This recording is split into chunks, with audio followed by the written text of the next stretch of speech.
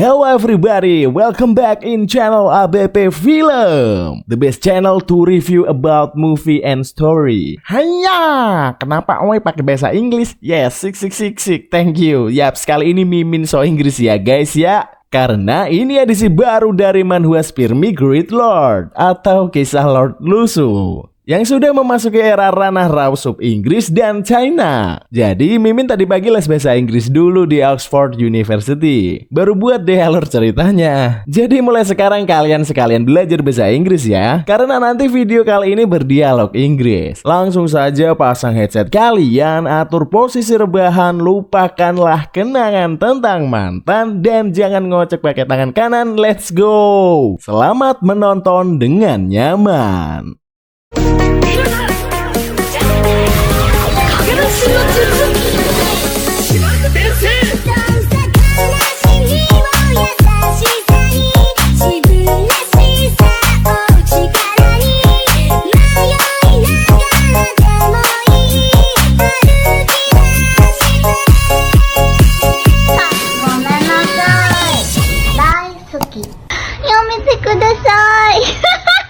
Mari kita lanjutkan, di mana Lusu berhasil mendapatkan emosi dari para penggali dan tetap menyuruh mereka menggali. Namun tiba-tiba dari belakang Lusu merasakan aura kuat datang. Sebuah kilatan biru melaju ke arah Lusu. Oh tidak, seorang yang kuat akan datang. Lusu sedikit ketar-ketir. Sosok itu terlihat ya, itu adalah kakek pedang yang terbang dengan gagah. Para penggali tahu itu adalah sang Master Ali Xianyi, kepala direktur Fondasi Emas. Mereka berteriak minta tolong pada kakek pedang.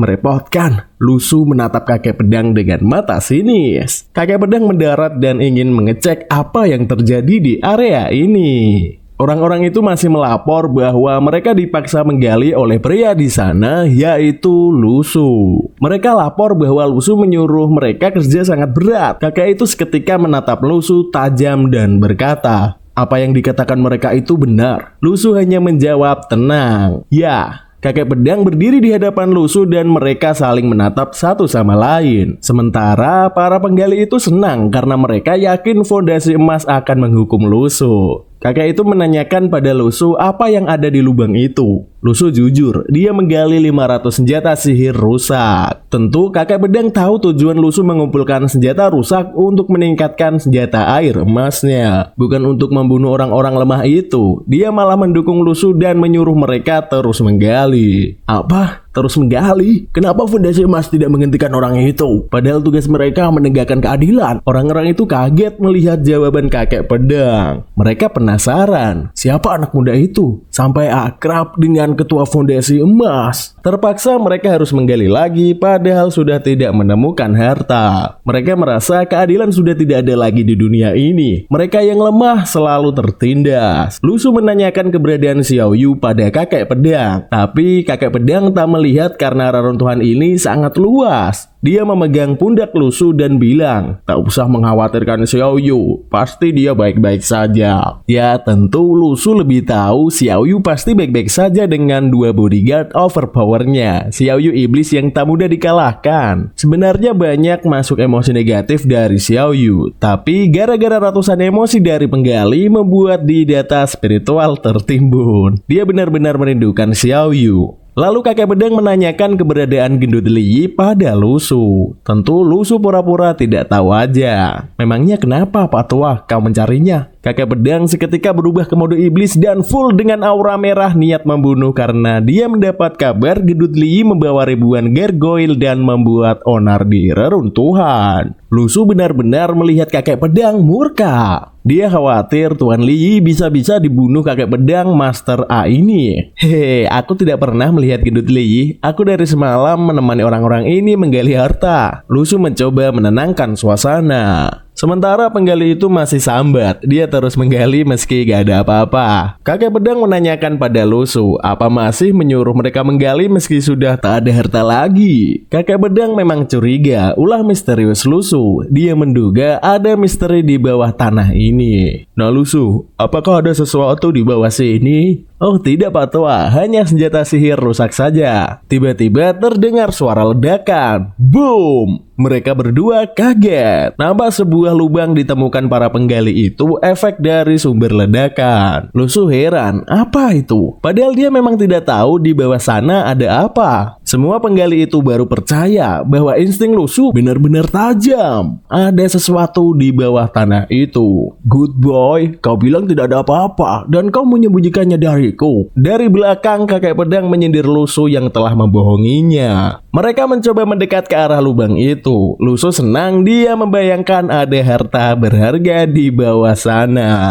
Hei Patwa, kenapa kita tidak turun dulu dan mencari tahu apa yang ada di bawah? Ucap Lusu mengajak kakek pedang dengan semangat kematriannya. Ditambah lagi kakek pedang mendukung Lusu jika ada sesuatu di bawah akan jadi milik Lusu karena dia yang menemukannya. Sementara para penggali malah panik jika Raja Iblis Lusu menyuruh mereka turun untuk jadi umpan percobaan. Mereka membahayakan Lusu memaksa dengan ganas untuk masuk jadi umpan jika ada bahaya di lubang itu. Itu sungguh menakutkan. Kalau tidak, mereka akan ditendang satu persatu untuk terjun ke bawah sana. Sungguh, nasib kita sangat malang. Atau jangan-jangan dia mengikat kita dan monster dari bawah tanah muncul memakan kita hidup-hidup. Aduh mama, aku tak mau mati di dalam perut monster. Mereka histeris sendiri berharap ada yang menolong mereka dari kekejaman Lusu si Raja Iblis. Tiba-tiba Lusu memanggil mereka. Oh tidak, dia menuju kita. Kalian! Lusu nampak seperti iblis di mata ketiga orang itu. Salah satu dari mereka pundaknya dipegang. Ternyata Lusu malah menyuruh mereka untuk tetap di atas dan jangan ikut ke bawah, biar dia saja. Jangan ke bawah, berat, biar aku saja. Ucap Dilan. Ucap Lusu. Apa ini nyata? Si Raja Iblis berbaik hati pada kita? Mama, aku gak jadi mati mengenaskan. Kakek pedang memberi kebebasan pada mereka mau di sini atau pergi karena dia tahu yang diinginkan Lusu adalah harta, bukan membunuh orang-orang itu. Tentu Lusu tak setuju ladang emosi negatifnya disuruh pergi begitu saja. Hei Lusu, katanya kau mau ke bawah sana. Kakek pedang mengajak Lusu segera pergi ke bawah lubang. Wuss, mereka berdua menyelam ke dalam lubang layaknya kecebong berenang di lautan. Brak. Akhirnya mereka mendarat dengan selamat. Kakek pedang baru sadar, pantas saja di luar aura reruntuhan semua sama. Ternyata petunjuk inti reruntuhan ada di bawah tanah. Dia sangat kagum pada Lusu yang menemukan petunjuk inti reruntuhan. Dia benar-benar makhluk yang beruntung. Lusu mendekat ke arah kakek pedang dan mengajak turun ke dalam lagi lewat tangga batu di sana. Kakek pedang mau, tapi karena gelap dia hendak mengeluarkan alat penerangan. Lusu begitu penasaran apa alat sihir yang akan digunakan kakek pedang untuk menerangi jalan. Cara senter penerang kegelapan. Aduh Patwa, kenapa kau begitu membumi? Ini kan anime kultivator, bukan manusia biasa. Sambil menerangi wajahnya, kakek pedang menasihati Lusu bahwa di balik dunia kultivasi tetaplah manusia biasa, tetap jadi manusia. Jadi pakai senter aja. Halah, aku saja kau tidak punya alat penerangan kan? Kenapa kau bicara begitu bertele-tele? Ucap Lusu sedikit mengejek. Tentu dia sombong karena Lusu punya sihir cermin setengah ajaib. Cermin itu begitu menyilaukan mata kakek pedang. Cahaya dari cermin itu lebih besar dari senter biasa milik kakek pedang membuat semua area jadi terang. Sang kakek hanya batuk-batuk merasa kalah saing sama Lusu. Dia heran sampai menangis kenapa Lusu selalu punya barang-barang aneh pada dirinya. Lantas mereka segera turun mengikuti tangga itu. Sesampainya di sana, mereka melihat sebuah altar merah misterius. Terdapat beberapa gargoyle memegang tombak juga di sekitarnya. Bahkan banyak sekali tengkorak kepala manusia yang ditata rapi. Di tengah altar ada sosok merah yang menjadi perhatian kakek pedang dan Lusu. Lusu merasa aneh pada altar persembahan itu. Sebuah altar yang dibangun dari tengkorak dan simbol-simbol yang ditulis dari darah manusia. Banyak sekali aura spiritual yang mengalir ke arah gargoyle merah yang ada di tengah altar. Kakek pedang segera merilis pedangnya. Dia menyuruh Lusu turun untuk mengecek altar itu. Kakek pedang akan melindunginya dari atas. Gargoyle itu matanya terbuka sebelah. Dia mengetahui kedatangan Lusu. Kakek pedang menyuruh Lusu turun segera. Lusu dari atas menyorot gargoyle gargoyle itu yang nampak diam saja tak bergerak dan tak ada energi spiritual seolah-olah mati. Di sekelilingnya terdapat gargoyle hitam kecil yang memegang tombak Trisula. Bukankah itu adalah senjata sihir? Pikir Lusu. Lusu cengar-cengir sendiri karena dia pikir akan terkena jika air suci emas memakan gargoyle raksasa merah itu. Tiba-tiba ruangan itu bergetar. Itu adalah gargoyle merah yang terbangun. Dia meraung begitu menakutkan. Itu karena cahaya cermin yang menyilaukan monster itu. Monster itu mencoba menutupi matanya dengan sayapnya. Dan di situ Lusu mendapatkan emosi negatif dari monster itu yang terdeteksi sebagai Purgatory Blood Demon. Tapi Lusu masih saja menyorotkan cahaya ke arah Purgatory itu. Dia sadar Purgatory itu hidup dan menggunakan sayap untuk menutupi matanya. Purgatory itu punya kecerdasan. Emosi negatif yang didapatkan Lusu juga banyak. Makhluk ini dianggap lebih cerdas daripada Little Fury. Ini adalah monster level B.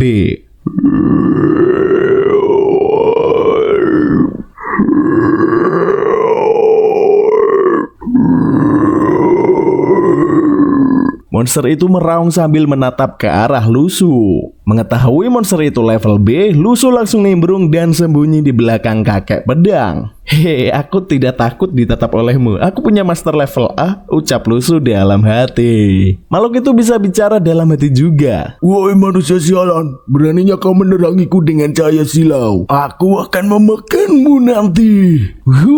Tiba-tiba cahaya kuning air emas melesat di depan mata Purgatory itu. Dia menoleh ke sebelah kanan. Salah satu anggota gargoyle-nya hilang satu. Apa yang terjadi? Pikir Purgatory itu. Blum. Terlihat salah satu gargoyle kecil dilahap hidup-hidup oleh senjata air emas suci. Menangkap adik kecilku secara terang-terangan, seolah-olah aku tidak ada di sini. Purgatory itu sedikit murka, bahkan raungannya sangat kuat membuat kakek pedang dan Lusu sedikit terhempas. Purgatory itu mulai bergerak. Dia berdiri dengan mode marah besar diikuti adik-adiknya yang membawa tombak. Dia meloncat ke atas memulai pertarungan dan meraung dengan ganas di depan muka Lusu. Patua! Lusu begitu ketakutan dan meminta bantuan kakek pedang. Sebuah kilatan biru melintas di depan Purgatory itu membuat dia terpental ke bawah. Ini Purgatory itu gantian nampak ketar-ketir. Ya, itu adalah kakek pedang sang Master A yang memberi sinyal siap bertarung melawan Purgatory itu dengan pedangnya. Dia terbang di depan Lusu melindunginya. Para gargoyle hitam sejenak berdiskusi. Piye bro, serang apa tidak? Loh, serang saja dong. Hurrah! Para gargoyle itu melesat dengan tombaknya menyerang kakek pedang. Lusu hanya jadi penonton dan dia tidak menyangka akan melihat kekuatan master level A di hadapannya. Semangat Patua, aku supportermu. Sling! Kakek pedang bersiap dengan pedangnya. Pedang itu diisi dengan cakra biru yang sangat kuat. Boom! Piar!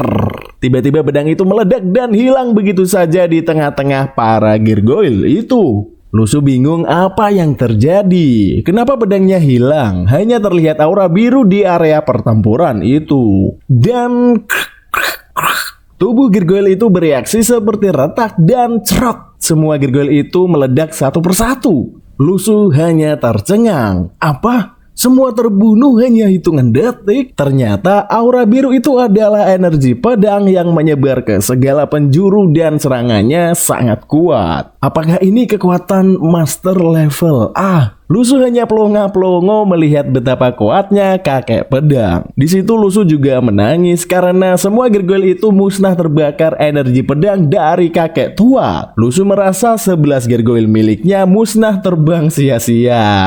Tapi saat melihat ke bawah, Lusu sedikit senang karena masih ada tombak Trisula yang tidak ikut hangus dan bergeletakan di sekitar altar. Senjata sihir, aku datang. Lusu meloncat ke bawah berniat mengambil tombak Trisula itu. Makanan buat air emasku. Lusu mendarat pas di depan purgatori merah itu. Tentu dia mengejek makhluk itu. Gargoyle tak sepintar purgatori merah, jadi mereka dengan idiot menyerang kakek pedang sama saja setor nyawa. Dengan mengambil tombak-tombak itu, Lusu dengan tengil berdiri dan menatap purgatori merah itu. Apa lu lihat-lihat? Mau melawan? Sini maju Baywan, tot! Ejek Lusu pada monster itu. Purgatori itu hanya menatap Lusu dan dalam hati berbicara. Bukankah ini manusia yang menelan adikku hidup-hidup? Kenapa dia turun? Jika bukan karena ada master level A itu, aku pasti sudah memakanmu. Purgatori itu mengeluh ketakutan. Oh tidak, aku sekarang sudah dekat dengan bocah ini. Ini kesempatanku membunuhnya. Purgatori itu bersiap menyerang Lusu. Lusu merasakan emosi Purgatori itu dan tahu dia akan diserang. Lantas dia berteriak pada kakek bedang. Hei kakek, jangan tertipu makhluk ini. Dia mungkin akan menangkapmu dan mengancammu. Purgatori itu tercengang dan kesal dikira penipu. Bagaimana dia tahu? Aku mau menyerang diam-diam. Wush, pedang kakek Lisian Yi sudah berada di depan mata Purgatori itu dan kakek Lisian Yi sudah terbang pas di depan Purgatori itu, membuat monster itu tambah ketakutan. Tenang Lusu, dia tidak bisa melakukannya, ucap kakek pedang meyakinkan Lusu. Purgatori itu hanya keringat dingin berhadapan dengan kakek pedang.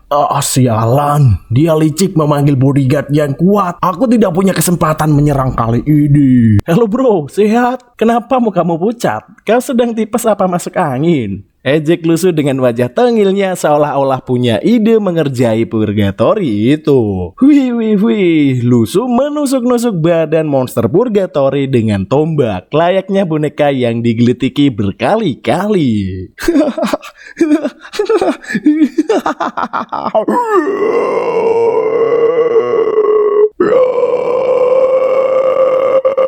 Apa yang dilakukan anak ini? Tidak ada yang pernah berani melakukan ini pada aku. Purgatori itu tak berdaya dijadikan bahan mainan Lusu. Nampak poin emosi negatif yang begitu banyak Lusu dapatkan dari monster Purgatori itu. Tentu Lusu tambah senang, dia semakin semangat menggelitiki monster itu. Hebat wah, apakah pernah melihat hal ini sebelumnya? Pamer Lusu pada kakek pedang. Lusu tahu Purgatori itu berbeda dari gargoyle yang lain. Dia bertubuh daging dan darah manusia, tidak dari batu.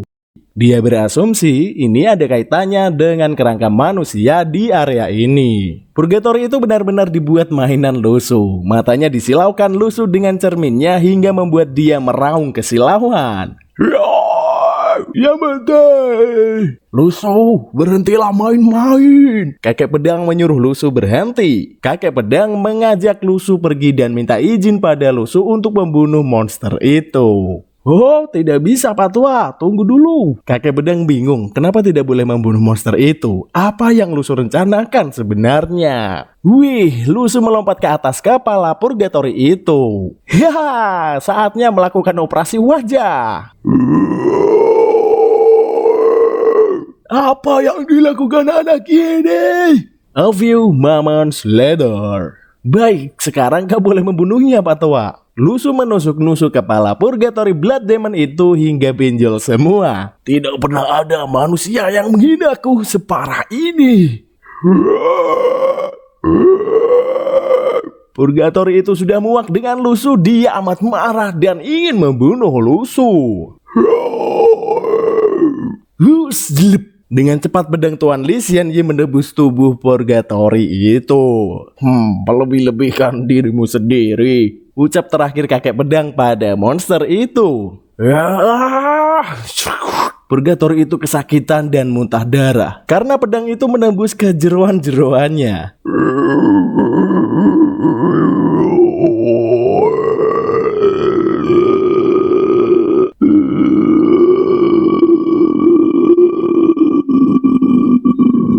Itulah raungan terakhir purgatori sebelum menghembuskan nafas terakhirnya. Innalillahi wa inna ilaihi roji'un. Lusu dan kakek pedang berdiri di hadapan mayat purgatori itu yang bercucuran darah. Jelas Lusu langsung merilis air suci emasnya dan melahap purgatori raksasa itu. Air emas menelan purgatori yang sangat besar itu. Dia menjelaskan pada kakek pedang air suci emas ini sudah kuuji coba menelan gargoyle karena ada seperti senjata sihir. Jadi Purgatory Blood Demon ini juga bisa ditelan. Bahkan ini monster level B, jadi akan menambah power air emas suci. Kakek pedang hanya geleng-geleng melihat tingkah Lusu yang aneh. Padahal setahu dia air emas hanya menelan senjata. Di tangan Lusu apapun bisa ditelan. Tunggu sebentar, kau memanggilnya Purgatory Blood Demon. Kamu tahu makhluk ini? Tanya kakek pedang curiga kenapa Lusu bisa tahu nama makhluk itu. Waduh, gawat, aku keceplosan.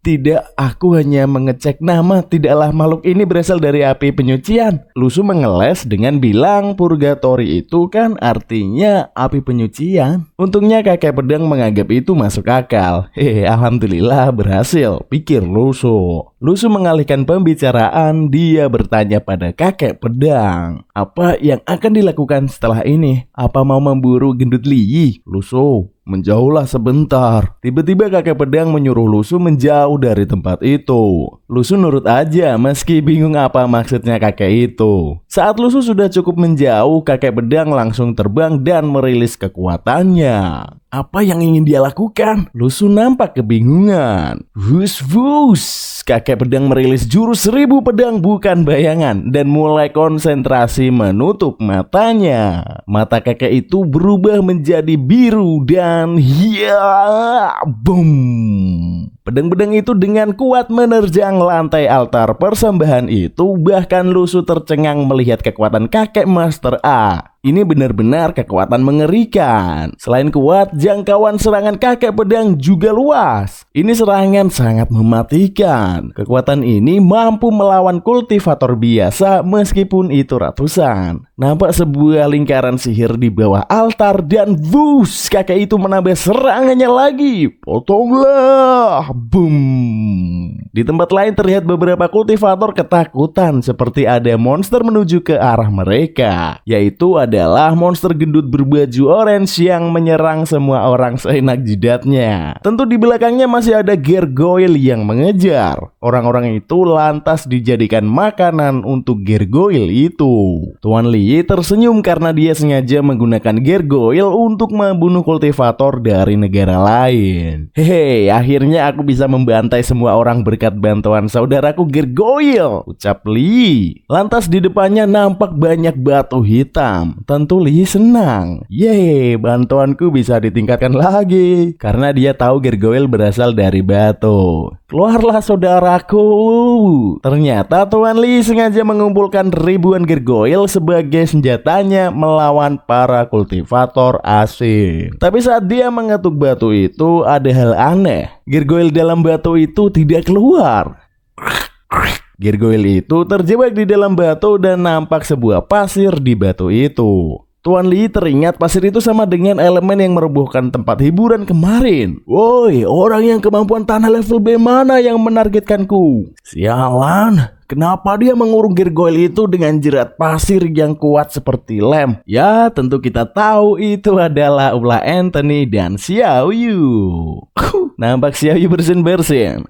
Kenapa aku bersin tiba-tiba? Pasti Lusu sedang memikirkan aku. Kan tidak mungkin bocil kematian seperti aku masuk angin. Padahal itu adalah gendut Liyi yang ketakutan karena dikira master level B Anthony menargetkan dia. Xiao Yu nampak bersama Anthony dan di depannya ada roh jiwa lagi. Siapakah itu? Jreng. Ya, itu adalah Jasanyi, seorang master level B yang dikalahkan Tuan Liyi di pertarungan sebelumnya. Xiao Yu berhasil membangkitkan roh baru master B lagi. Dia senang karena Jasanyi lebih keren dari Anthony. Apa sih serunya cekikian setiap hari? Ini semua gara-gara Lusu.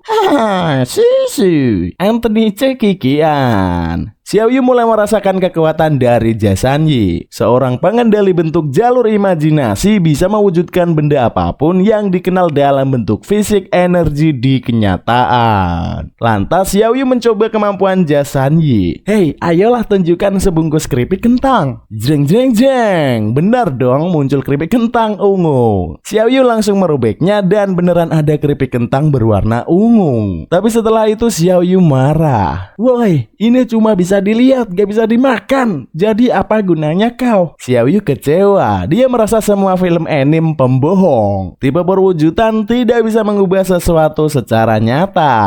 Itu karena Jasanyi hanya bentuk spiritual roh. Jadi kekuatannya juga hanya spiritual energi. Xiaoyu mencoba mikir apa yang cocok direalisasikan. Apa yang paling dia kenal di dunia ini? Xiaoyu, muka lusuh terpampang di pikiran Xiaoyu. Kan memang orang yang paling ku kenal di dunia ini adalah Lusuh. Dia yang selalu menemaniku apapun yang terjadi di kehidupanku. Dia adalah orang yang paling ku kenal dan dialah duniaku. Sudah kuputuskan. Woi, roh jelek, aku ingin mewujudkan Lusuh untuk kupermainkan. Perintah Xiaoyu pada roh Jasanyi, sang master perwujudan apapun. Kembali pada Lusuh dan kakek pedang. Serangan terakhir kakek pedang membuat ruangan itu retak dan Lusuh hanya kebingungan. Dan tiba-tiba ruangan sekitar bergetar seperti ada gempa. Ternyata tempat itu akan runtuh setelah kakek menghancurkan altar sihir itu. Dia membawa Lusuh terbang keluar menghindari robohnya ruang bawah tanah itu.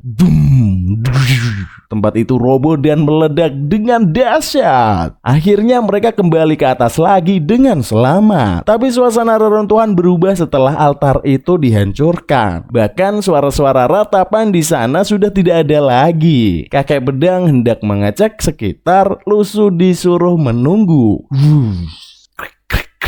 Lusuh sendirian di tempat itu. Para kultivator lain juga kabur menghindari pertempuran. Ya, dia juga sudah sebal bintang 5-nya belum muncul. Tapi nggak apa-apa, dia punya air emas suci yang terupgrade dengan Monster Master B. Seolah-olah Lusuh kayak air emas kental yang bisa buat mandi. Namun tiba-tiba peta bintang miliknya bersinar. Seolah-olah dia merasakan ada yang memanggilnya. Wir!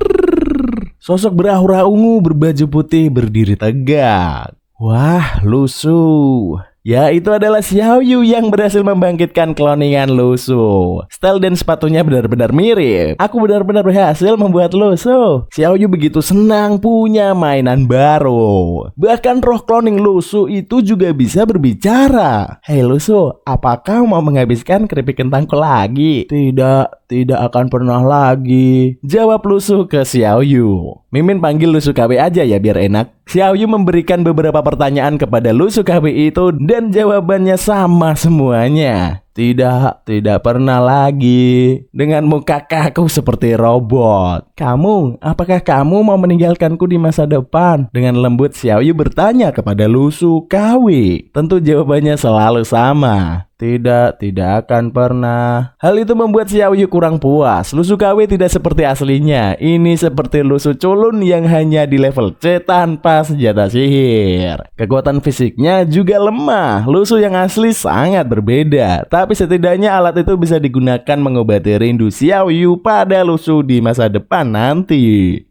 Membosankan. Ini membosankan. Xiaoyu punya ide cemerlang. Meski hidup serumah, Lusuh selalu menjaga privasinya. Dia tidak pernah melihat Lusuh tanpa busana. Lusuh selalu tidak mau melihatkan dalemannya pada Xiaoyu. Xiaoyu membayangkan apakah badan Lusuh cungkring kurang gizi atau six-pack dan berotot. Dia benar-benar penasaran. Lusuh, kemarilah, lepaskan pakaianmu, ucap Xiaoyu begitu menggoda. Nampak Lusuh mulai menggerakkan tangannya ke baju. Dan Xiaoyu begitu penasaran tak sabar melihatnya. Wow, badan Lusuh. Muka Xiaoyu merah antara senang dan malu setelah melihat tubuh Lusuh KW.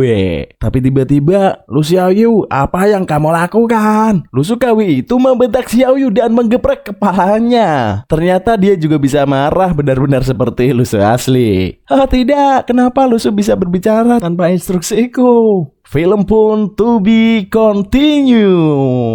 Nah, itulah review kali ini. Semoga kalian terhibur. Terima kasih yang sudah menonton sampai akhir. Kurang lebihnya mohon maaf. Akhirnya sampailah kita di akhir pertemuan kita kali ini. Saatnya Mimin mengucapkan thank you and bye-bye.